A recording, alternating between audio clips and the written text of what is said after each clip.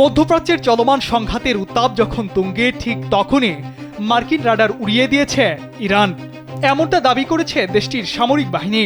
তুরস্কের রাষ্ট্রীয় সংবাদ সংস্থার খবরে বলা হয়েছে, ধ্বংস হওয়া রাডারটি উপসাগরীয় অঞ্চলে মার্কিন ক্ষেপণাস্ত্র প্রতিরক্ষা ব্যবস্থার জন্য খুবই গুরুত্বপূর্ণ ছিল, যার মূল্য প্রায় $300 মিলিয়ন।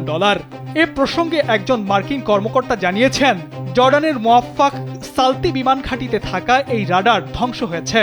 যুদ্ধের শুরুর দিনগুলোতেই এই হামলাটি করা হয়। স্যাটেলাইট ছবিতে দেখা গিয়েছে RTX কর্পোরেশনের তৈরি AN রাডার এবং এর সহায়ক সরঞ্জাম সম্পূর্ণভাবে ধ্বংস হয়েছে।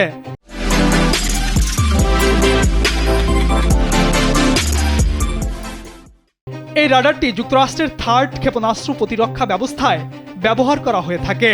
AN রাডারটি এখন কাজ না করায় ক্ষেপণাস্ত্র প্রতিরোধের দায়িত্ব বেশি পড়বে প্যাট্রিয়ট ব্যবস্থার উপর। কিন্তু PSC-3 ক্ষেপণাস্ত্রের মজুদ ইতিমধ্যে কমে গিয়েছে মার্কিন শিবিরে।